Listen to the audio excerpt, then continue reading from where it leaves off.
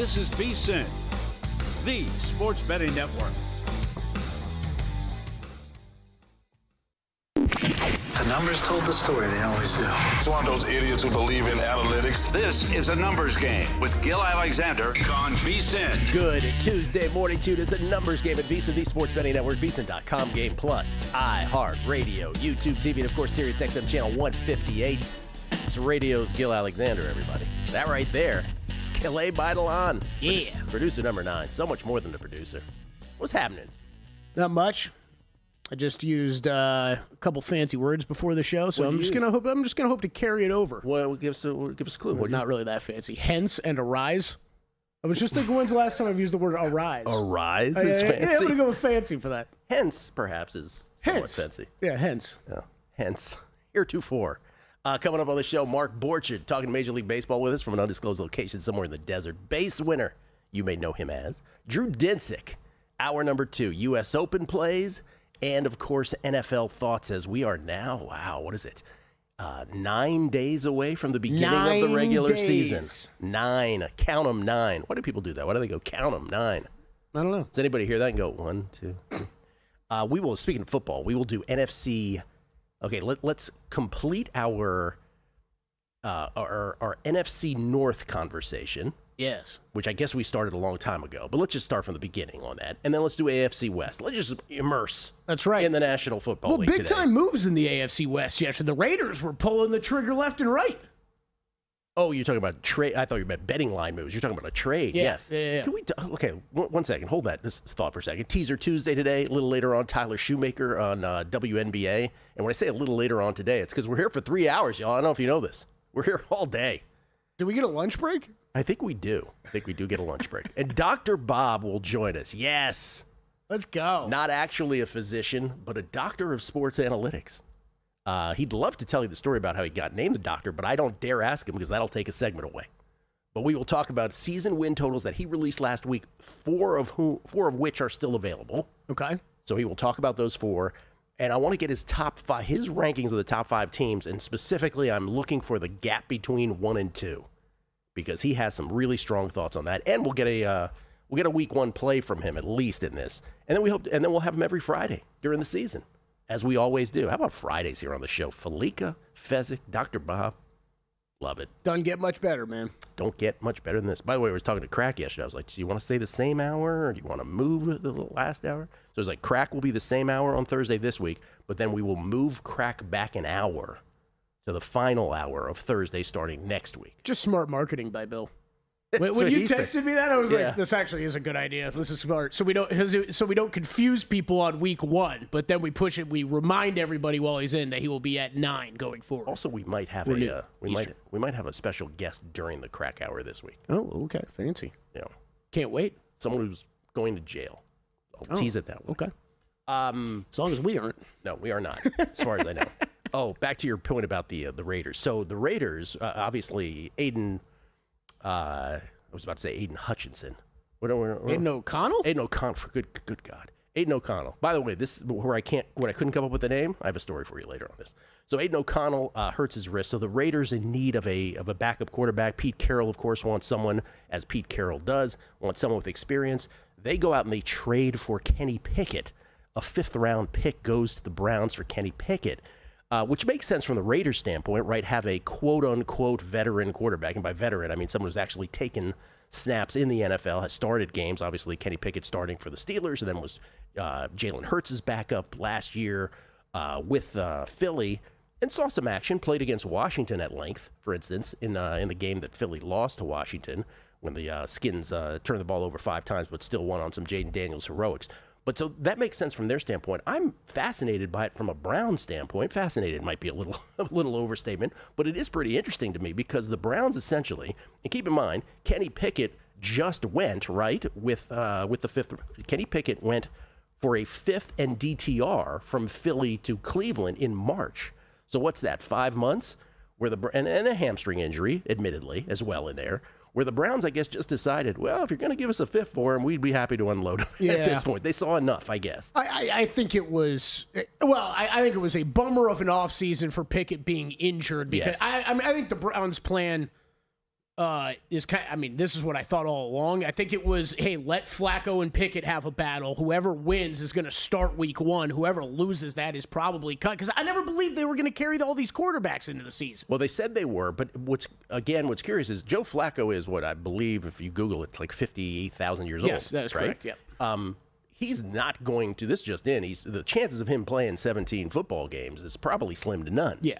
So it does become at that point the Dylan Gabriel / Shedeur Sanders show. And we have yet to now find out who will actually be the number 2 quarterback. Who will be QB2?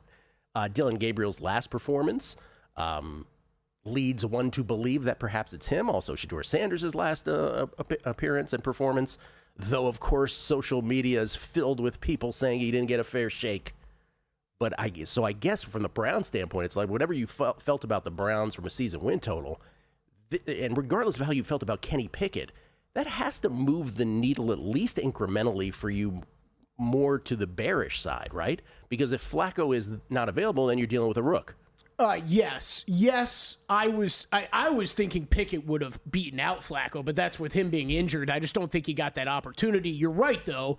Now that he's gone, I think it makes sense though for Cleveland. I think this was the plan all along. And if you were sitting there, maybe not all along. See, I don't think it was the plan all along. Into training camp, if you had the thought we need to get a look at both of these rookies, and to me, like I think both of these rookies start more than one game this year. That's my guess. I think you're correct. So if that's the case, you'll take anything for a guy like Kenny Pickett.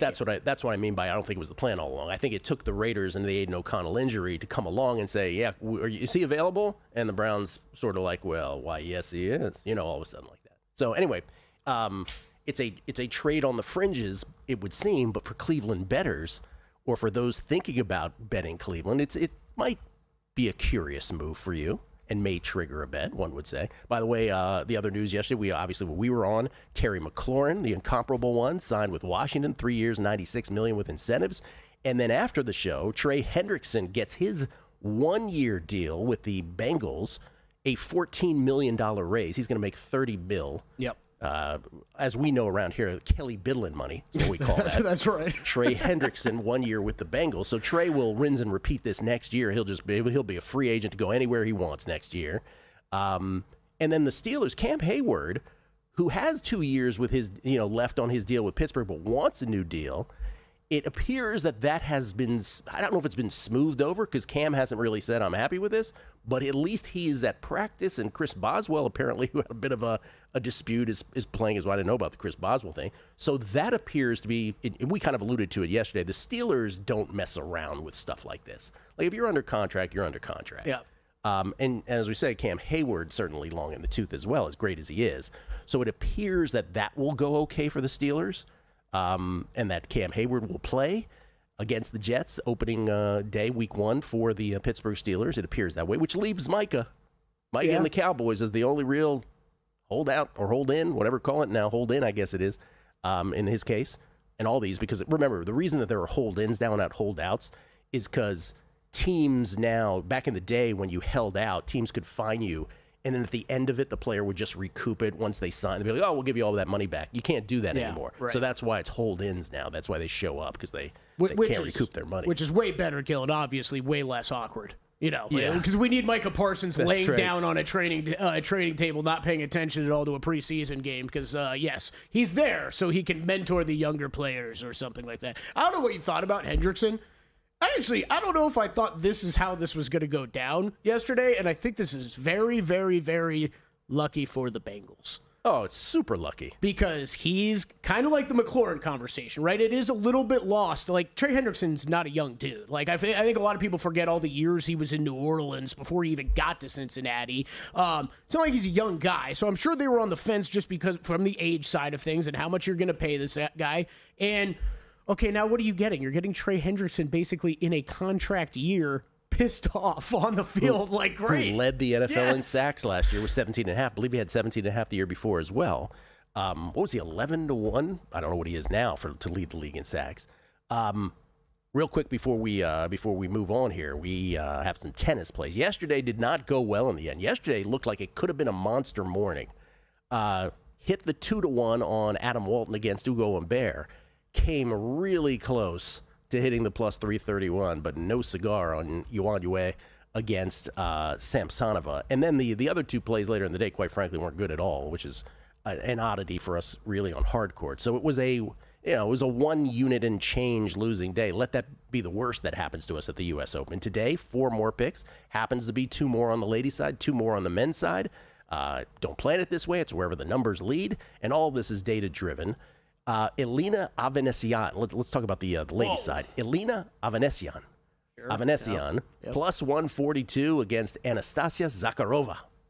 Well done. Could be Zakharova. You never know. I think it's Zakharova. Avanesian, experience advantage, should wear down Zakharova. Zakharova having problems with her serve as well. So Avanesian at plus 142. And then Laura Shigemund, plus 230 versus Diana Schneider. Schneider is coming off a tournament win in Monterrey. That's not California. That's Mexico. But Sigmund is one of these players. She's awkward. And I don't know. Sometimes when a player wins a tournament, they're just not quite as good. By the way, Schneider's numbers are not great. The Monterrey win kind of came out of nowhere. I think Sigmund's awkwardness wins here. Plus 230. That's a big dog. So Avanesian, plus 142. Sigmund, plus 230. And then on the men's side, and this is the one that starts the earliest. This starts in a little less than the hour. Everything else is after the show. But Martin Fucsovics, plus 108 against Denis Shapovalov. Fucsovics, great numbers on hard courts. Shapo has not been great currently, never great in the U.S. Open. By the way, Fucsovics just won Winston-Salem, so I hope he doesn't have a drop-off that I'm expecting from Schneider. And then Tristan Schoolkate, big dog against Lorenzo Sonego. Sonego has not been on top form, and Schoolkate beat Fonseca back in Canada, I believe it was, at plus 206. So Avanesian and Sigmund on the ladies' side, Fucsovics and Schoolkate on the men's side. Coming back right here on a numbers game at VSiN, the Sports Betting Net. Got a good thing coming. Just wait and see. It's a good.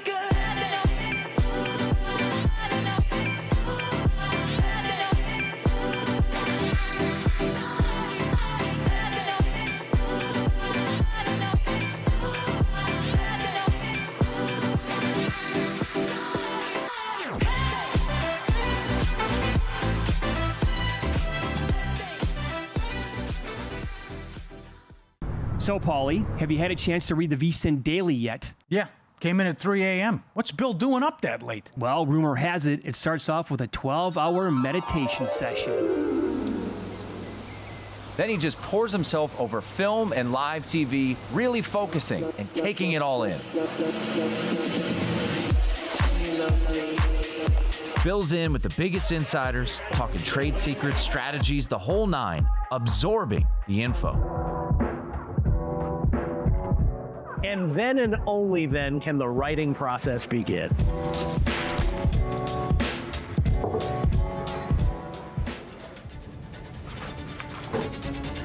In Las Vegas, Bill's late night becomes your early morning. Wake up to the very latest betting insights in your inbox with the VSiN Daily. Sign up for free at vsin.com/newsletter. Coming up in the next edition of Follow the Money, Derek Stevens back after being out for 3 weeks. We got a lot to talk about. What's going on with Circa and the contest in Missouri and the opening in Kentucky. Paul Stone to talk college football. Also, good Major League Baseball card. Padres, Mariners, Reds, Dodgers. And 2 days away from more college football. Boise and South Florida coming up in 2 days. Follow the Money, 4 to 7 Eastern on VSiN, the Sports Betting Network. Now, Sirius XM Channel 158. Check out the website for all the betting tools and analysis or get the VSiN Watch app.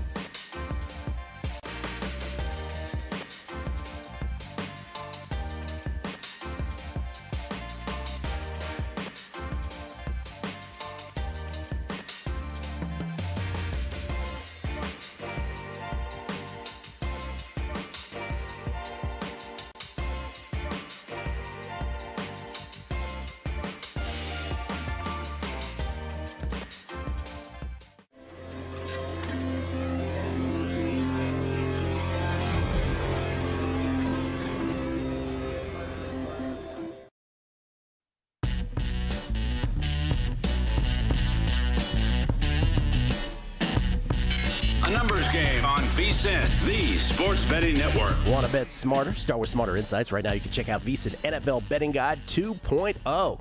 Greg Peterson's MLB Best Bets in the College Football Week 1 hub. All of this week's college football content in one place. It's at VSiN.com. And later today you can check out U.S. Open tennis picks from Zach Cohen, a Cookout Southern 500 preview. Kelly, did you write that one? The Cookout you know it. And Friday, Saturday, college football game previews and predictions. Can't wait to talk to Dr. Bob a little later on. All of that right now at the website. You can sign up for as little as $9.99 to access all the VSiN Pro articles. Just head to VSiN.com/subscribe to sign up today. Denny Hamlin. That's all I got. That's all you got? That's all I got. I used to have Coleandro on the show. Remember we used to do NASCAR every week back in the day, back in the South Point? And that was that period where only like 4 guys could win it every week. I was like, let me guess. Harvick, Hamlin, there's 2 other guys. Can't remember. Truex. We should do a segment. Who can name more active NASCAR drivers, Gil or Kelly? You'll win. I think I would, too. Yeah. I think I could name a lot. You'll win. Is Ben Wilson a NASCAR guy? Am I forgetting? Who loves betting NASCAR? Wyatt Tomczyk. Wyatt Tomczyk. Yeah. Wyatt Tomczyk. Oh, it's always Wyatt Tomczyk. Now, the other one, though, the one that I get irritated about on my Twitter feed, it'll be a random Sunday, right? And I'm like catching up on golf, NFL, whatever, and my Twitter feeds I'll see all these NASCAR tweets, and then there's always the little text above when someone retweets it that you follow. Isaiah Wrinkle. It's just Isaiah Wrinkle retweeting every NASCAR story he sees. We get tweets and beating the book. Y'all are the best listeners in the game. Jason H11 should have had Kelly say your tennis plays. I'm not going to repeat the last line because people are trying to get me to mispronounce Fuchsovic's name. Yeah. Just go with Marty. I always go with Marty. Tim Bowers. Does the extra hour mean more time for Will Hill to profess his love of betting on the Titans, or will that be saved for the pod still? That's right. I told Will, I said, no Titans love this year on the Megapod, though there was a case to be made for them this year. I forgot about it. I forgot he was the guy to the end. And someone tweeted the other day, it was like, there's a yin and the yang to this 3-hour thing. Does that mean the Megapod comes out a little later? Yes, it does. Because I'm going to make my way over to the Win, Kelly, to do the Megapod this year. When's it starting up? Next week? Next week, baby. Chuckism 1. During the next negotiation with my employer, I will be finding a way to drop I need Kelly Bidlin money at least once. Yes, you should. We'll get you places. Rick Ollier. A&G for 3 hours. I haven't been this excited since I watched the Billy Joel documentary. Kelly, too. LFC title record. That's still on the list. There is no one happier about the 3rd hour of A&G than my wife. I usually listen to the show at night while I'm doing chores around the house. 3 hours of laundry and dishes last night. My wife is ecstatic. Wow. That's a good spin on it. Yeah, that's a win for her. Mark Descartes. Guessing lines for 3 hours? Well, guessing lines we can stretch out a little, that's for sure. We don't have to rush like we did. Mm-hmm. And then Super Jerk. We always got to end it with a little Super Jerk. Super Jerk. You guys must be exhausted. Let me find the number for Nevada Department of Labor. This is bordering on sweatshop stuff. It really is. It's really looking. Yeah, all right. We got a tough life, Super Jerk. You know that, man. Okay, AFC West. Can we talk AFC West first? Let's do that. Yeah. Did you catch this order of Raiders stories yesterday, though? Like, it kind of confused me, the order, but then afterward you're kind of like, all right, well, who knows actually what order this all came in? That was kind of amusing. The law firm of Jacoby Myers requested a trade, and I think everybody in the country had the same reaction, which is, great, Jacoby, just stop talking. Right, yeah. And you're going to give up being kind of the guy on the Raiders with a new quarterback, with Brock Bowers next to you now? Like, isn't this a great situation for your career? But then 45 minutes later, it's like the Raiders signed Amari Cooper. And I'm like, oh, well, maybe he got word of that beforehand and was like, okay, I'm not very happy anymore. Here are the win totals in the AFC West. Chiefs 11.5, Broncos and Chargers both 9.5, and the aforementioned Raiders 6.5. Look at those division odds, Kelly. Division odds. The Chiefs are minus 115. Let's start there. By the way, we should probably start by saying, you know what the average age of all the head coaches in this division is? 65 and a half years old. I wanted to guess, man. Yeah, it's got to be up there. 65 and a half years old between Reed, Peyton, Harbaugh, and Pete Carroll. That's why they call it a numbers game. And they've won, you know how many games they've won, regular season games together? 668 total regular season games between them. That is a lot of wins. That is a lot of wins. So what I want to do is I want to go through, let's start with this. The Chiefs are minus 115 to win this division. This just in, Kelly. I need you to lean in for this. The Chiefs have won this division 9 times in a row. 9 times? And they're minus 115 to win this division. In fact, I can't remember who it was in the VSiN Futures draft. I think it was Stormy who made this pick right before I wanted to. I think she Cole-Vicked that pick from me, if I'm not mistaken. But whoever it was, Cole-Vicked it from me. And so is Chiefs minus 115 to win the AFC West not the single most obvious pre-flop football play there is?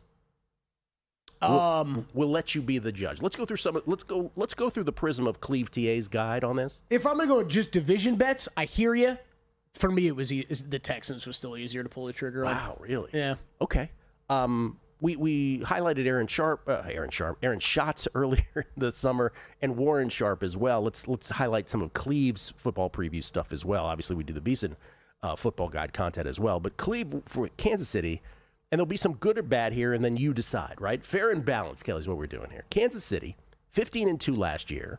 Season win total 11.5. Again, minus 115 to win the AFC West. They went 12-0, famously, including the playoffs, in one-score games before the Eagles trounced them in the Super Bowl.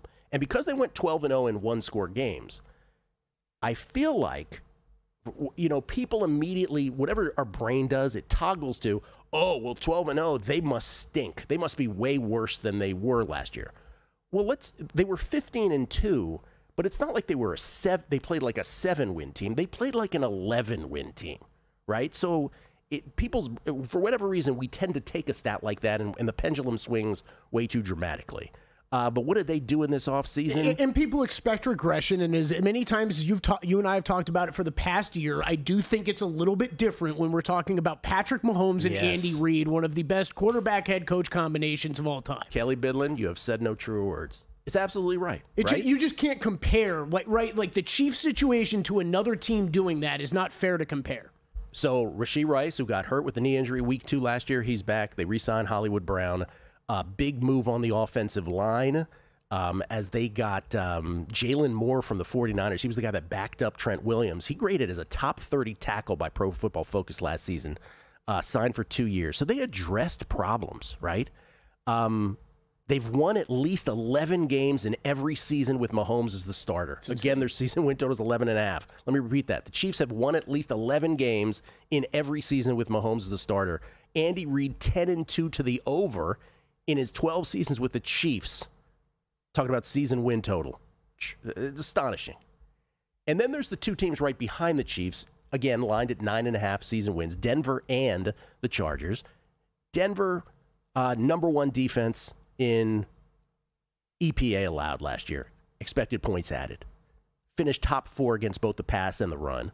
But they were 1-6 straight up and 2-5 against the spread against playoff teams. They were dominant at home. They finished 6-2 straight up and against the spread with the highest cover margin in the league at home, plus 9.8 points per game. They made the playoffs even after going just 1-6 in one-score games. But they were extremely on the good side of fortune, both sides of the ball in the red zone, and injury luck. Last year they had an easier in terms of facing opposing quarterbacks. This year they're the third toughest set of quarterbacks they're facing on the schedule, which includes 9 top 10 level quarterbacks per Cleve TA's preview guide. And last season, remember, they had the 7th easiest schedule of opposing quarterbacks. So that's a big flip in terms of schedule difficulty. But they were graded out by Pro Football Focus, number 1 pass blocking unit in the NFL. So basically, there's good and there's bad with the Broncos to go on based on luck and schedule. The question really does become, do you think Bo Nix was a flash in the pan, or is there a ceiling on him? How far can he take him? And Cleve does sort of tamper the Bo Nix love a little bit, where he's like, hey, Sean Payton got the best out of him, but let's not go crazy. Yeah. Chargers, by the way, did the least of any of these teams in the offseason. Remember, they were 11-6 last year. They had a playoff berth, but they got blown out by the Texans. Remember, the Chargers never turned the ball over last year. Not never, but they had the fewest turnovers in the league. And then they had 4 turnovers against the Texans in the blowout loss. Allowed the fewest points in the NFL, finished 5th best in EPA allowed on defense. Offensive line was the healthiest unit in the NFL last year. They faced one of the 10 easiest schedules last season. They only played 7 games against playoff teams. They went just 2-5, beating Denver both times for those victories. This year, the Chargers from weeks 1 through 13, 4th easiest schedule. Week 14 on, they end the season with the single toughest schedule in the league. Starting with the Eagles on Monday night, then they face Kansas City, Dallas, Houston, and end with a trip to Denver. Lose Joey Bosa, keep Khalil Mack. So we'll save the Raiders for the other side. But if do you have bets on any of those three teams? And there's a lot of good and bad. When we get to the NFC North, it's a real story of for every one of those teams, you can say something that leans positively this year.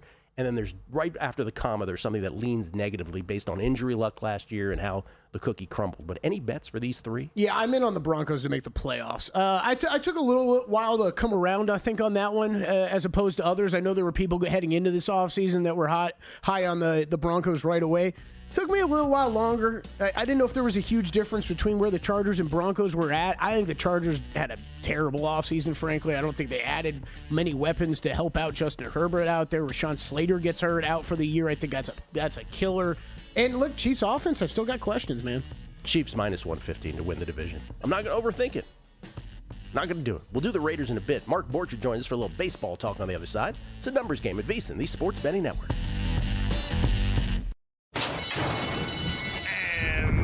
They're off.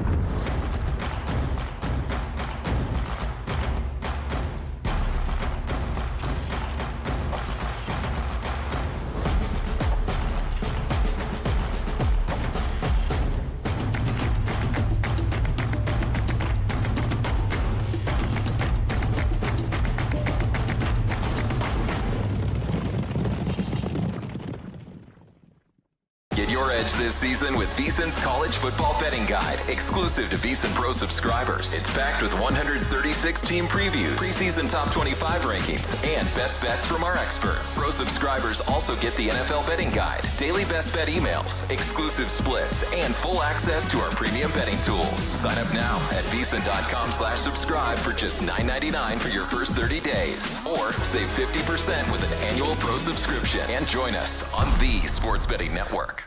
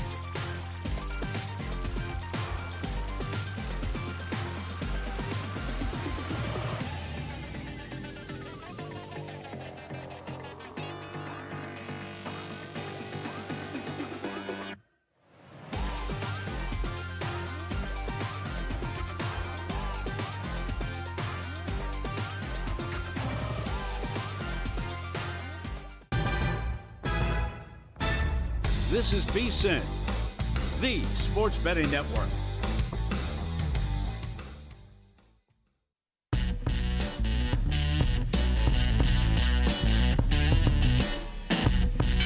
A numbers game on VSiN, the sports betting network. Back on a numbers game. Un partido de números for those listening in Spanish.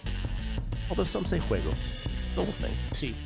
We get tweets at Beating the Book. Ryan Hyatt tweeted this yesterday during the third hour. He goes, just wanted you to know that you're still on the air. It sounds just like you're doing a show. Even heard you visit with Wes Reynolds. Didn't know if y'all knew the mics were hot still, he said. And Trip Tepper.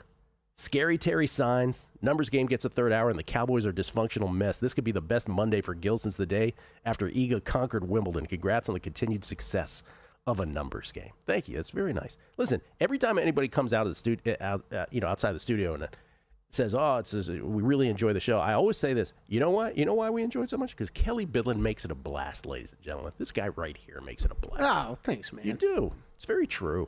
You deserve your propers. Hey, man, this is I think the biggest compliment that I get or the biggest compliment you can give us is hey, it just sounds like I'm hanging out talking with my buds about betting, and that's what it's always we always try to make it sound like, right? Yeah, for sure. All right, I think I've narrowed down what the Borchard money line parlay could be. Oh, I was going to read a couple more tweets, but sure, go ahead, launch into it.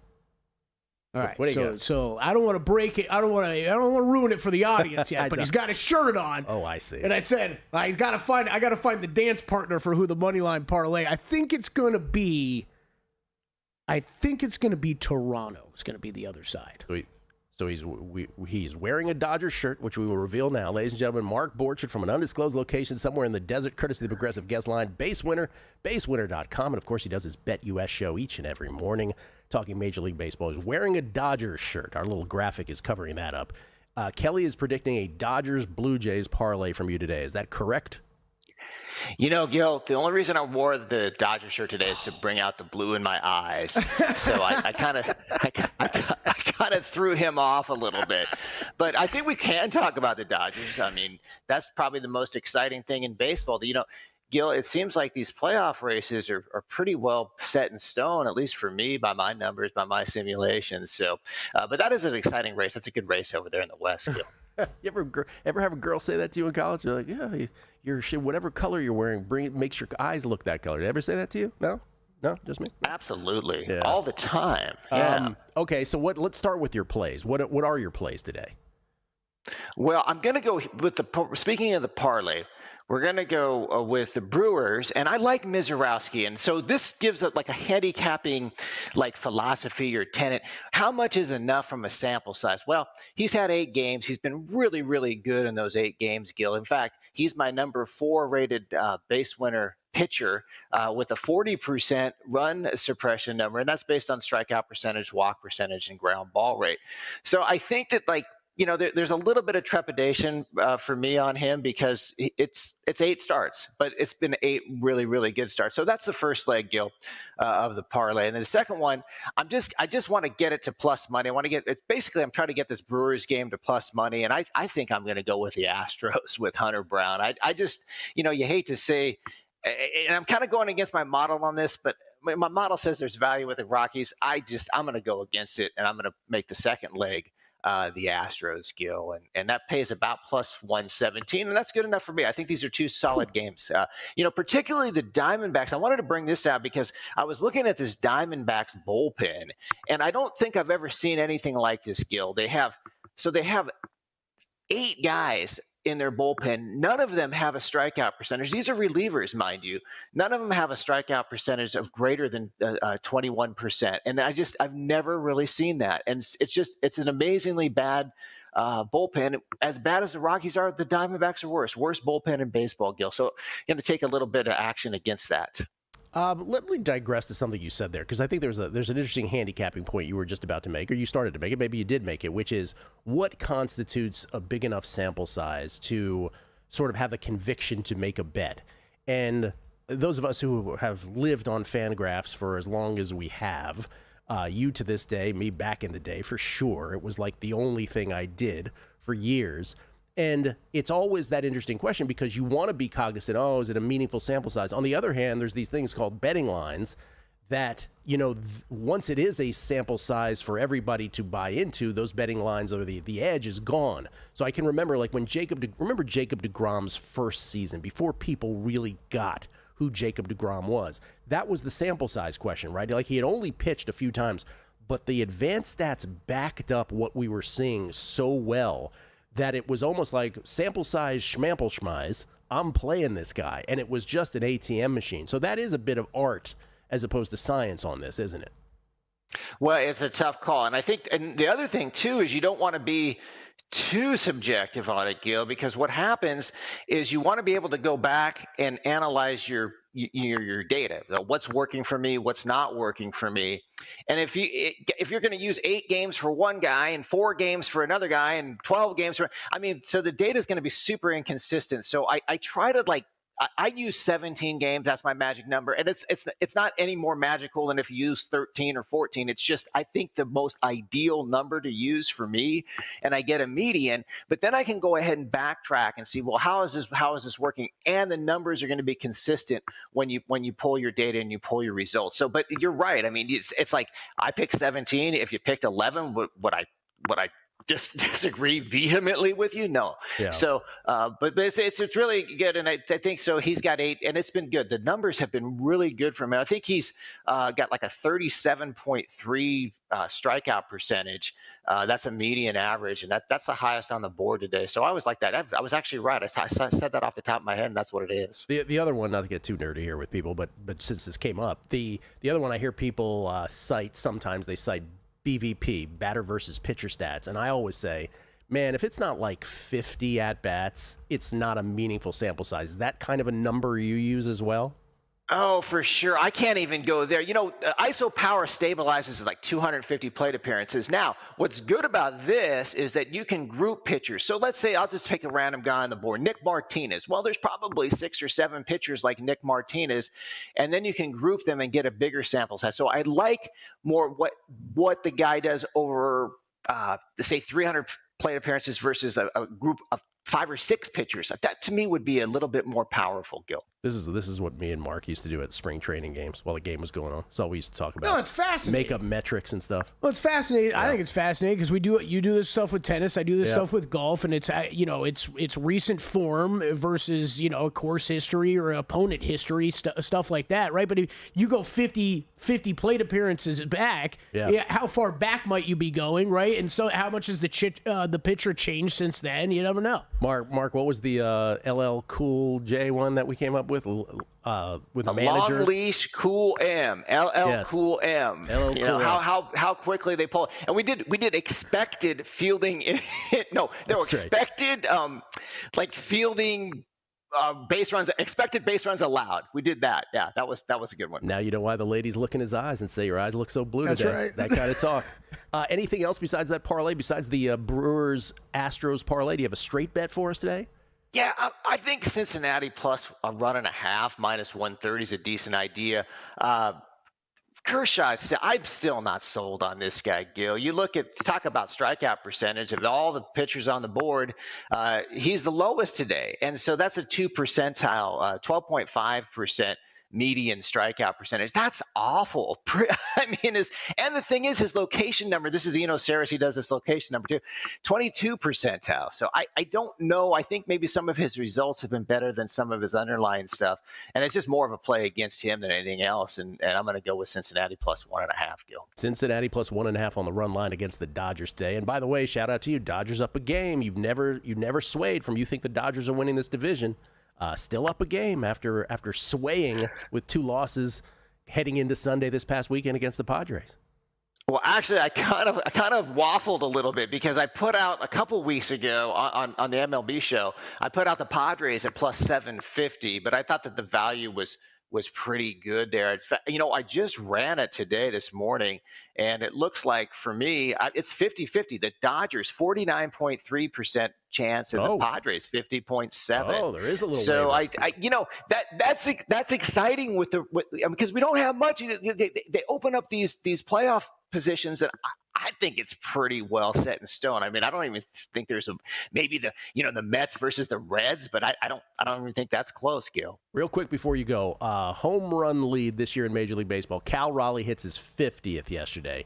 Extends the record for catchers. Only he and Mickey Mantle have hit 50 now as switch hitters. He's 6 or 7 shy now of the franchise record for the Mariners that Junior had 56, I think, back in the day. Raleigh with 50 homers, minus 400 to lead the league in homers when all is said and done. Shohei and Kyle Schwarber each with 45, both at plus 425. And Aaron Judge, who's 10 back now, at 30-1. Any bet besides Cal Raleigh, or you stay away from this entirely? I think Raleigh gets it, but, Aaron Judge could go on a tear. I think 30-1, I would do that, Gil. I would go 30-1 Aaron Judge, yeah. That's why we asked. I thought you might say that. 10 back with roughly 30 games to play. You know what? I should definitely play that, actually, since I have the Judge. I'm loaded up on Judge no Triple Crown. This man will make any Yankees bet that you I got a lot of Yankees bets. Got a lot of Yankees bets. Oh, no. It's Mr. Yankees. Mark, always a pleasure, man. Thank you so much. My pleasure. Take it easy. Base Winner, at Base Winner on Twitter. BaseWinner.com, BetUS show. Let's get to the Raiders and some tennis next. As sports fans, we may cheer for different teams, but there's one thing that we can all agree on. We want the game to be big. And with 3 levels, 30 cabanas, a 143-foot screen, 6 clean pools, and endless cold drinks, it doesn't get any bigger or any better than Stadium Swim in Las Vegas. All sports, all seasons. It's more than a pool deck. Stadium Swim. It's the only thing like it in the world. Join the guru, John Hansen, at the intersection of prop betting and fantasy sports on Prop Points, only on VSiN. And shout out to Elijah Moore as well. Oftentimes he's Elijah Less. Keep in mind, Sean Payton is evil for fantasy football. John and his guests will help you find the connection between the two and give you his expert advice on how to capitalize when a number is too good to pass up. Prop Points, weekdays at 1 p.m. Eastern on VSiN, the sports betting network.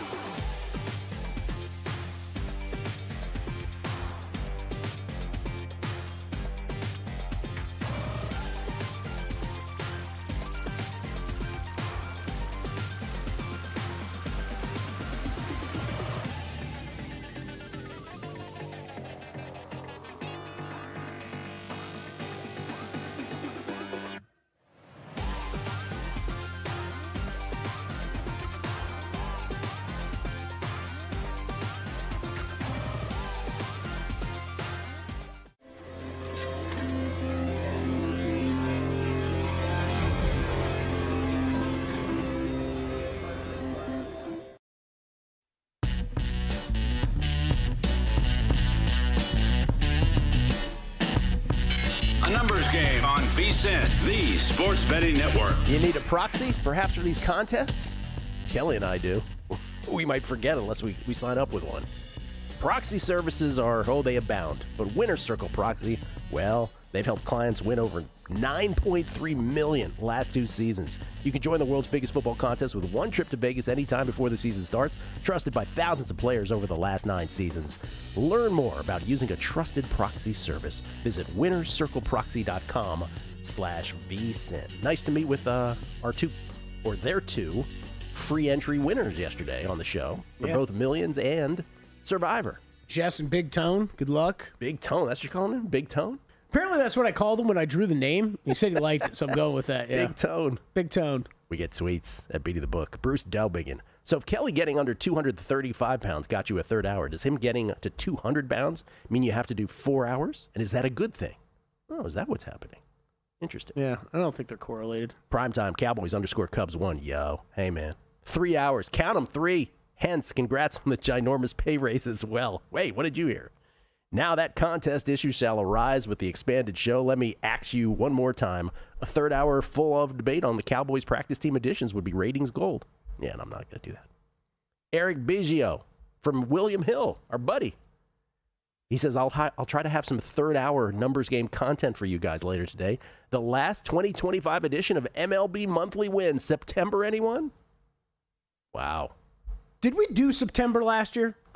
You know what? It's so funny you asked me that because yesterday when I was just updating the August ones, by the way, Brewers up 3 now with 5 to play. Boo. I bet the Padres. I thought to myself, I'm not in the headspace in September. Yeah, see, I don't know that we did last year. Great addition to the team. Co-producer Danny Higgins asked me this last week. Yeah. If we're going to do September, and I had to pause because I was like, I don't remember. I'm like, this is what I said. I'm like, Gil will definitely look at them. And if there's a bet there, there's a bet there, and then we'll do it. And if there's not, correct. I'm sure he'll be very okay with us going into football season and dropping it. Exactly correct. LFC Title Records adds, I'm flying to Vegas tomorrow morning to take my daughter to the Wizard of Oz at the Sphere. Oh, I want to do this too. Normally, I can't arise early enough to stop by Circa in the morning, but with this third hour, I'm going to try to make it happen. Hence, you may see me. See what they're doing, Kelly? Let's see. Smartest listeners in the game. Rob L. This is a world-class tweet.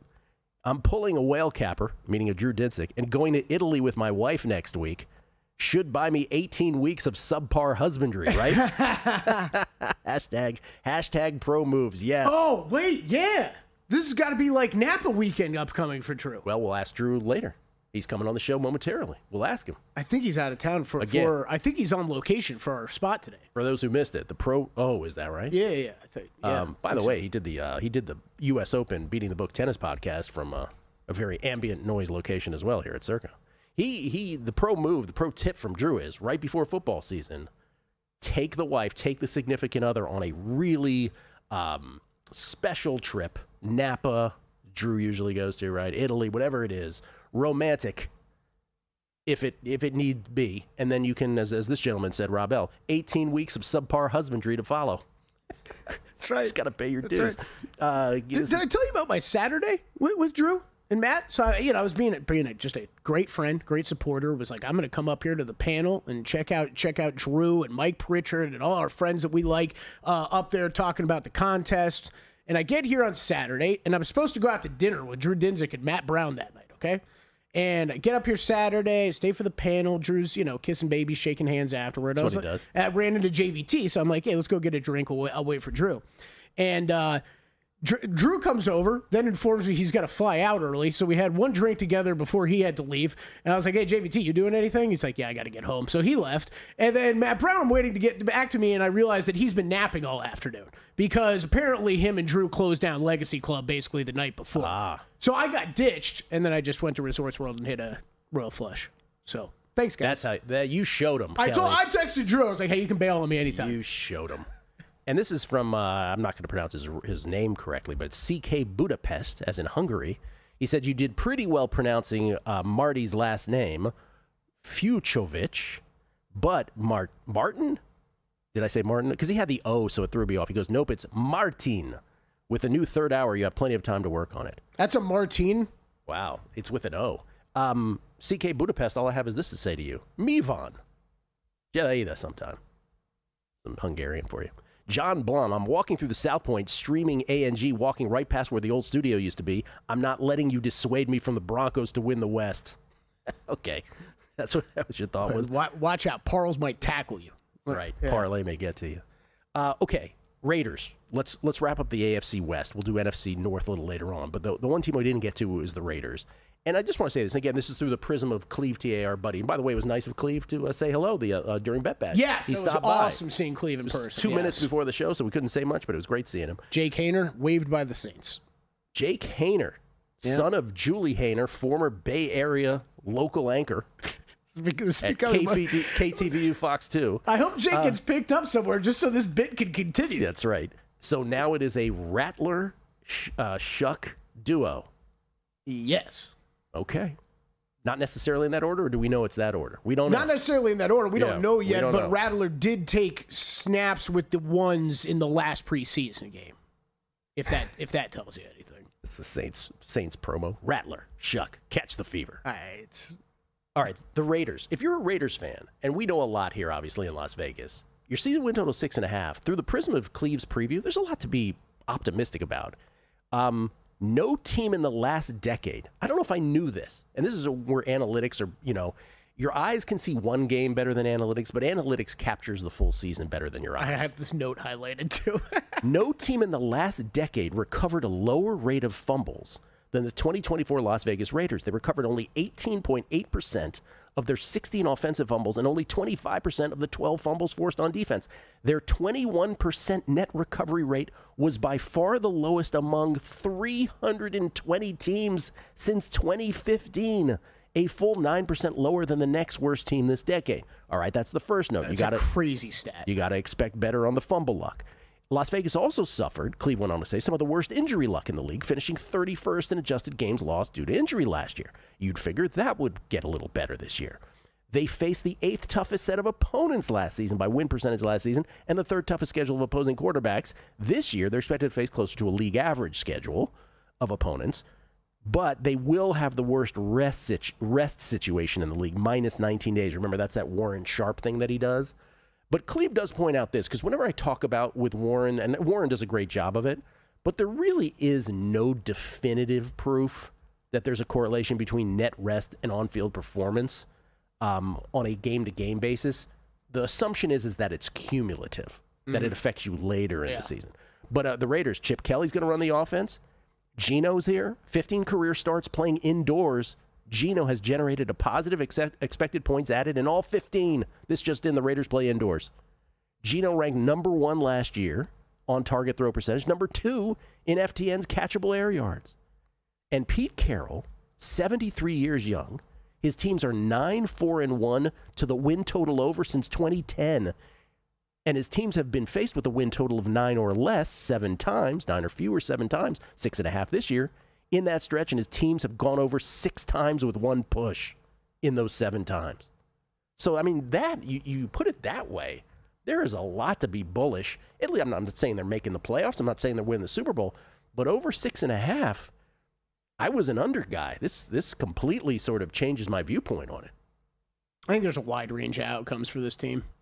I wouldn't be shocked at all if we were looking at if the AFC West was extremely strong and the Raiders finished with 4 wins. I wouldn't be surprised at all if Chargers and Broncos both take a little bit of a step back. Some of those Chiefs stats we went over before kind of level out, and this Raiders team's an 8-win team, 8-9 win team. I wouldn't be shocked by that at all. Yeah. I like Geno. I think Ashton Genty's going to be good. I don't think he should be the favorite to win Rookie of the Year. Still put Cam Ward over him. See how this Jacoby Myers things works out. But there's some talent on the offensive side of the ball. Defensive line's good. It's just a tough division, man. The Pete Carroll stats are interesting.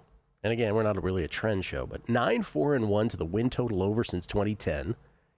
Win totals of 9 or fewer 7 times. They've gone over it 6 times with 1 push.